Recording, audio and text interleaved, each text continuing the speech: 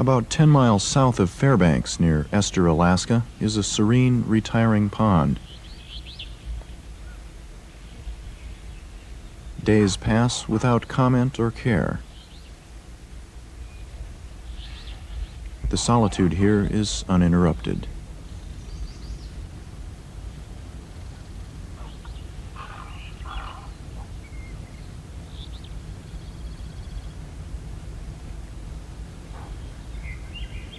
An earlier age of constant activity is marked by a machine resting in the middle of the pond.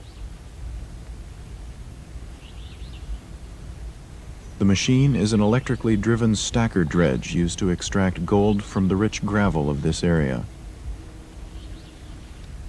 It is as silent and as much a part of this scene as the trees and rolling hills around it.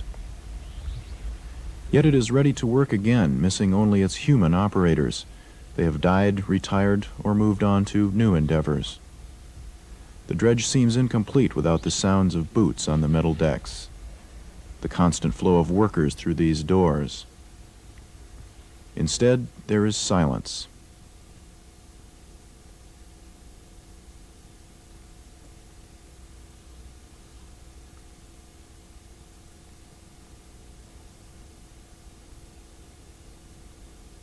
When dredges like this one were in their prime, a film was made documenting that busy moment in the gold mining history of Alaska.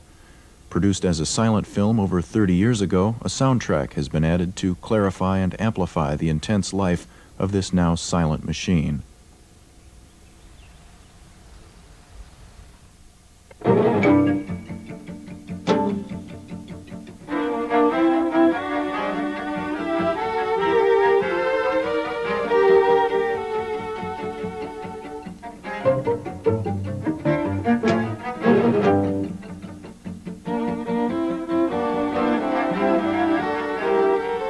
Alaskan Gold was filmed and edited by Alan Probert, an employee of the U.S. Smelting, Refining, and Mining Company, primarily to show stockholders living on the east coast of the United States the Alaskan operations of the company.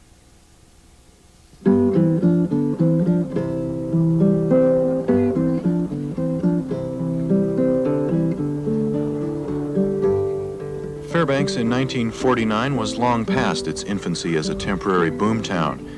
It had survived good times and bad, maturing to a growing concrete city of 5,700 people.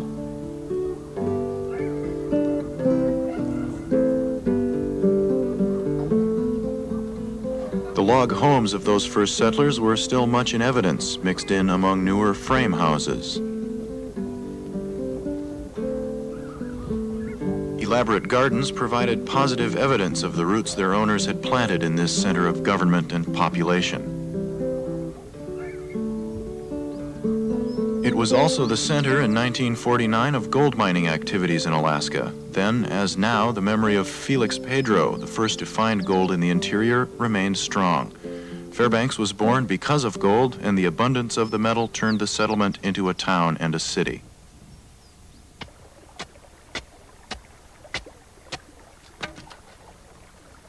In Felix Pedro's day, extracting gold was a solitary process. One man could work the streams and sand beds on his own muscle power.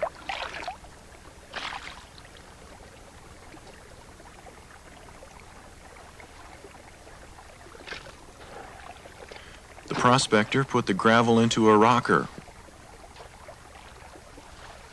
The rocking motion separates the sand and any gold from the larger rocks. The separation is done through slots or riffles, which are placed at right angles to the flow of water. Everything is carefully rinsed to wash any flakes of gold to the bottom of the rocker. The sifted material is transferred to the traditional tool of prospecting, the gold pan.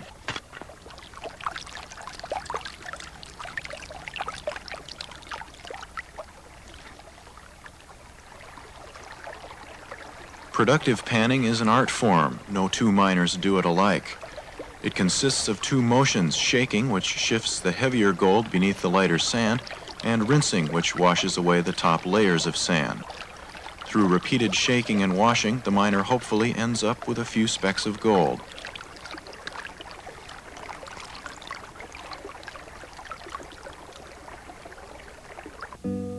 Unlike the famed beaches of Nome, most of the gold in interior Alaska was in gravel buried beneath a surface layer of silt, ice, and soil, commonly called overburden or muck. This necessitated digging a shaft down through the overburden and gravel to bedrock. Then the miners tunneled out from the shaft, removing the gravel in a large bucket, which deposited the material in a pile at the top end of a sluice box.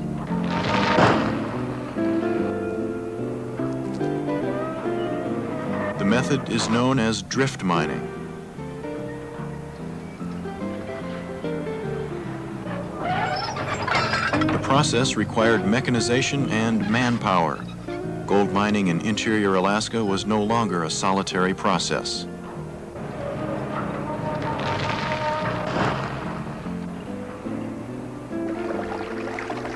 The gravel was run through a sluice box, which acted like a giant rocker to separate the gold from rocks and gravel.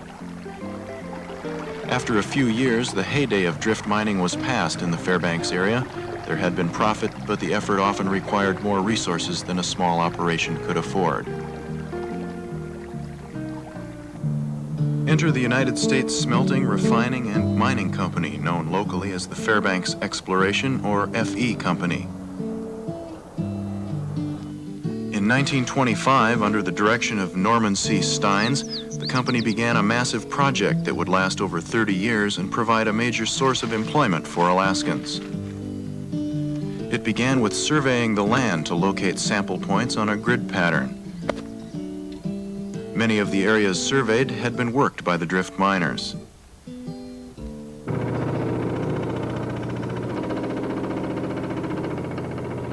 Using a churn drill, the sample points were prospected to determine the volume of muck to be removed to reach the gravel beneath and the amount of gold contained in that gravel.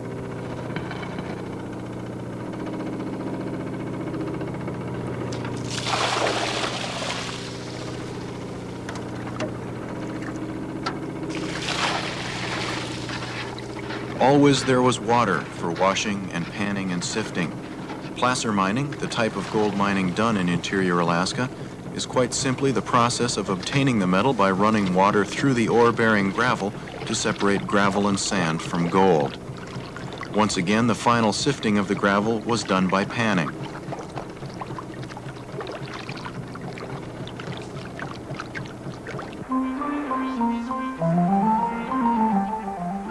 The FE Company knew they would need enormous amounts of water to be successful. J.M. Davidson had an idea how to get the water moved to where it was needed in the valleys and hills surrounding Fairbanks. His idea became the Davidson Ditch, a major engineering feat. Water traveled over 90 miles through pipes, some of it larger in diameter than the pipe used on the Trans-Alaska oil pipeline.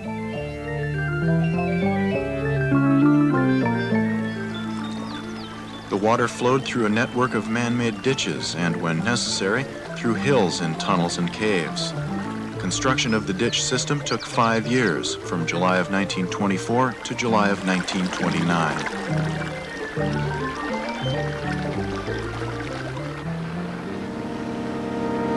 This is what much of the water was needed for.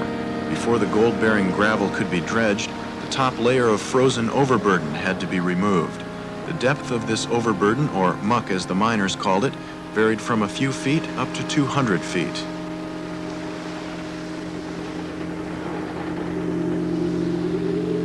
Often the ghosts of early drift mines were uncovered in the process. This log cribbing was built by some miner to support the shaft he dug through the muck and gravel to bedrock.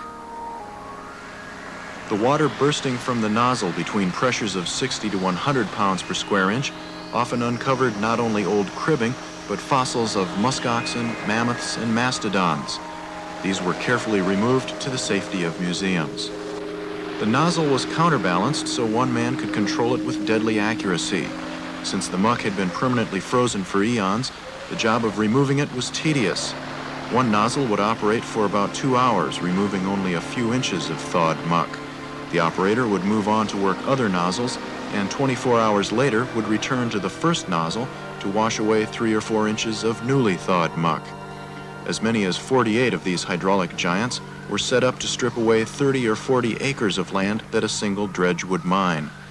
In 30 years of operation, 275 million cubic yards of silt and muck were removed.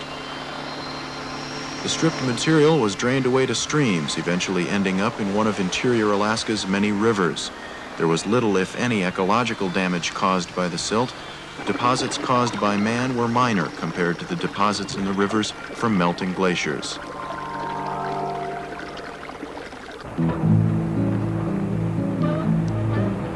Once clear of the overburden, it was often necessary to remove a top layer of gravel if prospecting had indicated the gold-bearing rock was lower down.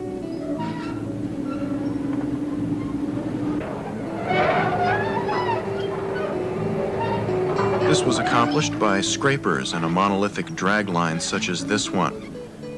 In 1949, it was the largest dragline in operation in the state. Its massive bucket could hold 12 cubic yards, about 40,000 pounds of material, in one bite.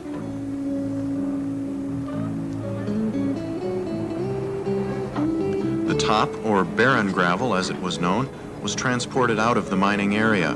Much of the barren gravel would one day become the foundation for the highway connecting Fairbanks and Anchorage.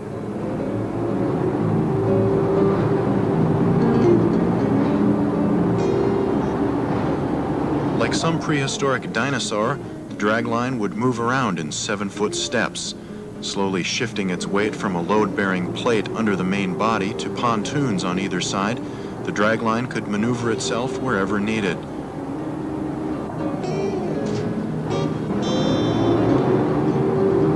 Considering it weighed over 750 tons, its movements were almost graceful.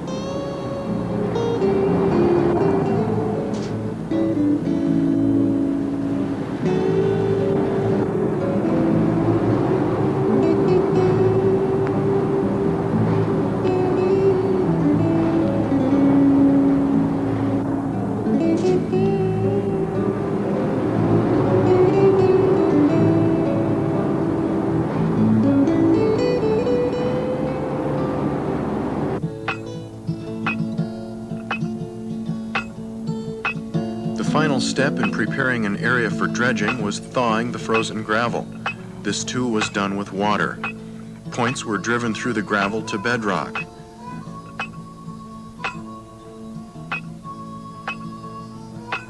Water was forced through the hollow points, slowly thawing the surrounding ground.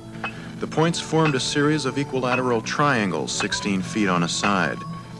Driving the points by hand was a tiring process.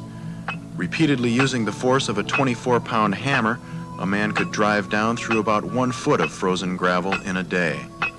To expedite the process, he worked 30 to 60 points at one time, moving through all the points before returning to drive another few inches deeper at the first point. Using 10-foot sections of pipe, hand-driving methods could thaw down to 60 feet. Around 1945, a point-driving machine was developed which would drive the point all the way to bedrock without waiting for the ground to thaw. It still took about as long to drive all the points by machine as by hand, but the machine saved considerable wear and tear on the men. The necessity to thaw the gold-bearing gravel before dredging made Alaskan operations unique. It also extended the time to prepare an area for dredging. From first surveying to first bar of gold could take up to 7 years of hard, persistent work. A point doctor made sure water was flowing through the points at all times. The water would enter the pipes at a temperature of 50 degrees. Thawing the ground, it returned to the surface 15 to 20 degrees cooler.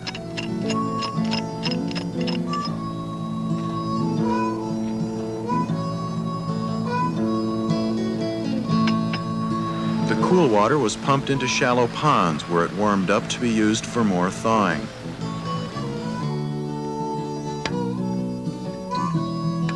Once the gravel was thawed, the points were removed by one of two methods. By hand,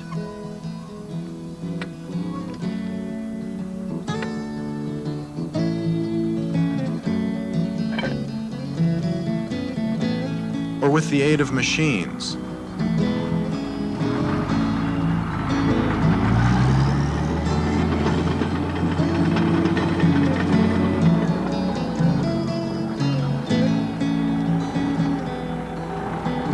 It was easy to spend your entire summer thawing out 30 acres of gravel.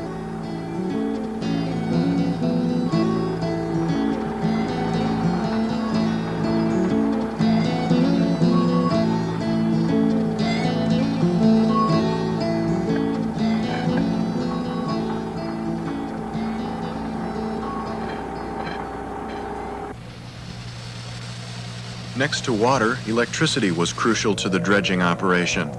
This power plant, fueled by coal, was built and operated by the FE company to provide that electricity.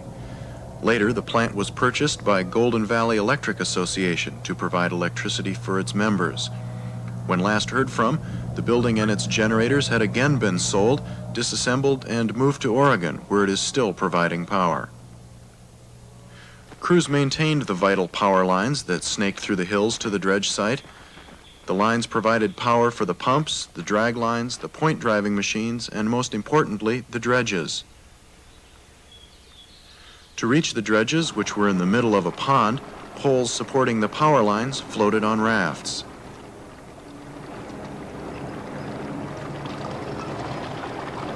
In 1949, there were 5 dredges operating within a 30-mile radius of Fairbanks. Each dredge was freely floating except for one strong shaft near the stern that was sunk down to bedrock. The characteristic piles of tailings so common around Fairbanks were formed by the dredges as they methodically went about extracting the valuable yellow ore from the gravel. Once in operation, the dredges were perpetual motion machines. 3 shifts of men were needed to keep the machinery operating around the clock. The size of the dredge was determined by the capacity of its never-ending loop of buckets. For instance, a 6 cubic foot capacity per bucket was a 6-foot dredge. It swallowed up 6,000 cubic yards of gravel in 24 hours.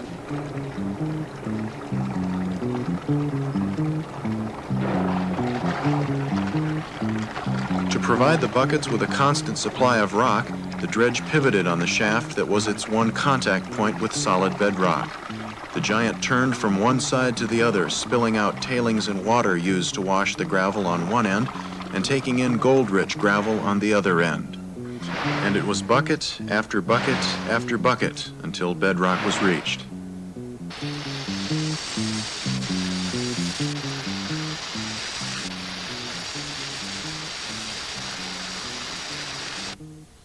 Camps were built to house and feed the crews who worked the dredges. The stories of these hardworking men became part of the rich fabric of fact and fiction of life in the North. Men like Deep Hole John, Lightning Shorty, Rough Lock, and Little Napoleon.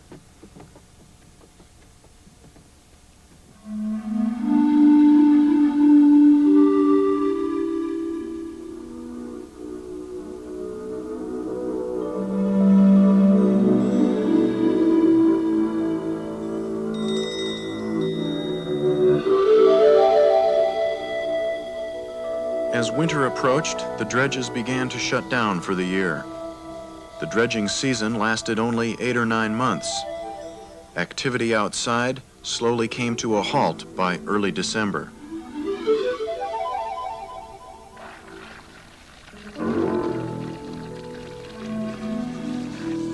The dredge ponds began to freeze over.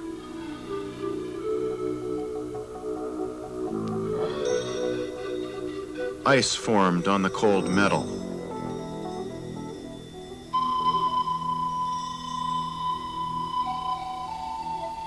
There was still some work to do. Once shut down, major repairs on the dredges were made until winter irrevocably stopped everything.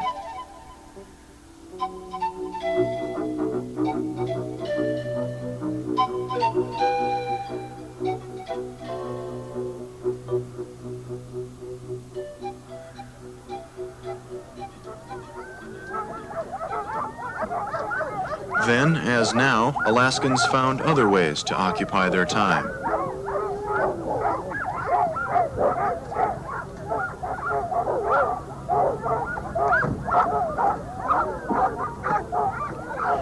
Winter in Fairbanks also provided time for quiet reflection, a pause, a moment to rest.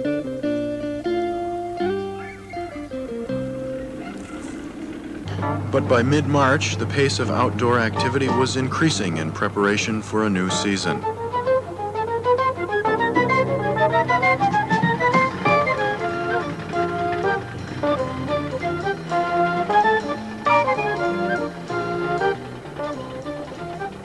New pipe was laid slip joint fashion. The end of one section was slipped over the end of another and pounded into a tight fit.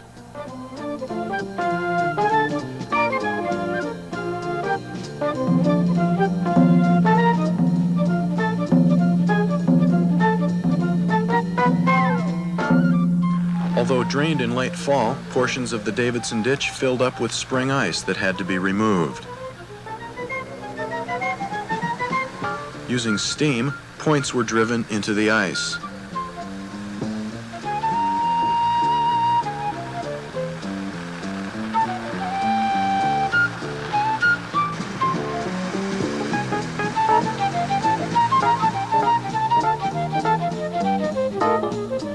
Dynamite was placed in the holes, and a small channel blasted through the ice.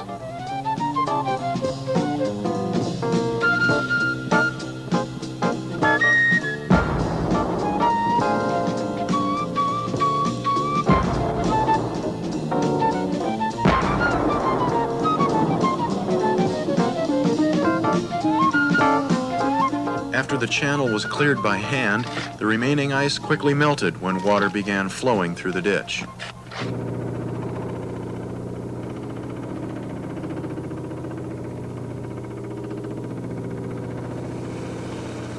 One of the more spectacular spring events was clearing the ice from the dredge pond. Using steam, blocks of ice weighing up to 5,000 pounds were cut from the pond.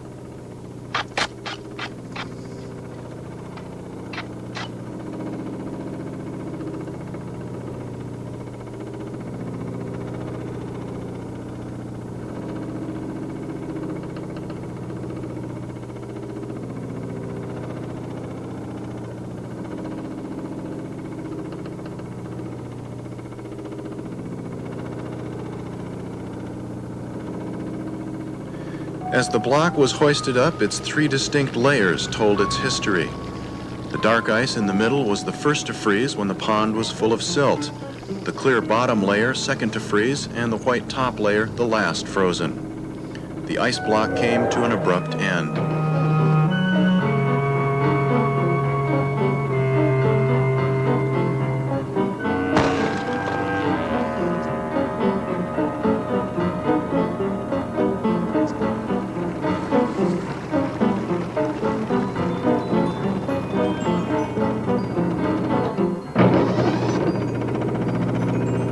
As much as 15,000 tons of ice were removed from a pond each season.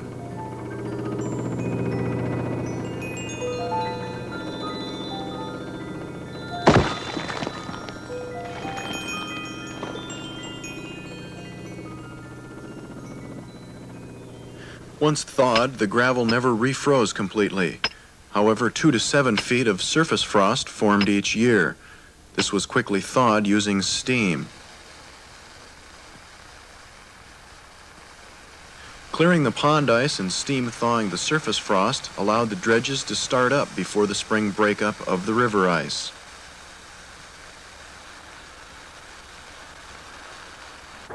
In 1949, breakup was still a breathtaking sight around Fairbanks.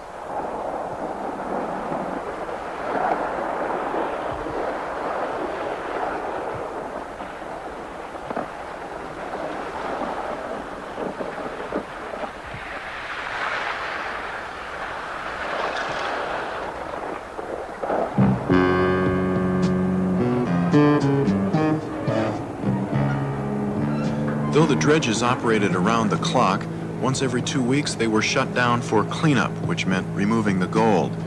It was a tightly scheduled event, usually lasting no more than 4 hours. Minor repairs were made while the riffles, very similar to those riffles the lone prospector was using at the beginning of the film, were cleaned. By the time the gold-bearing sand reached the riffles, all larger pieces of gravel had been washed away. The top riffle was 2/3 filled with mercury. As the sand washed over this riffle, the mercury and fine gold formed a solid amalgam or mixture of the two elements.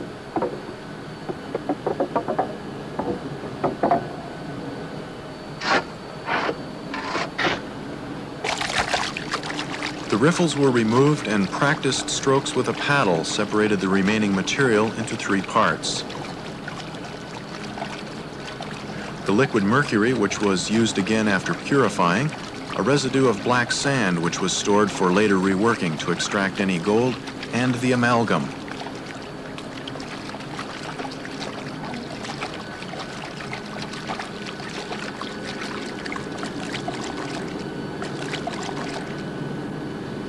The amalgam was collected in what else but a gold pan. It was washed, stored in strong boxes, and taken to town.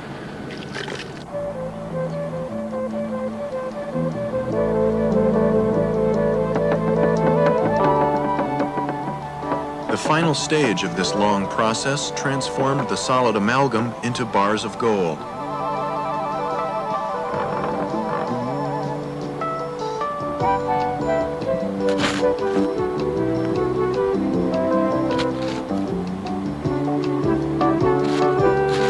The amalgam was placed in a combination retort melting furnace.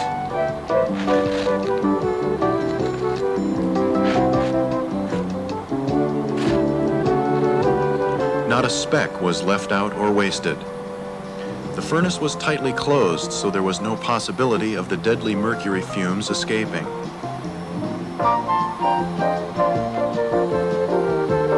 The first stage of heating separated the mercury from the gold. The gaseous mercury was condensed to liquid form in this bucket and recovered for reuse.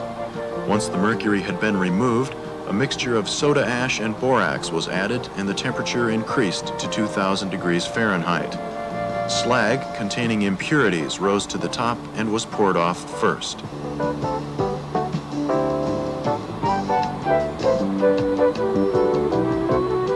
Then the gold, pure liquid gold, was poured into brick-shaped molds.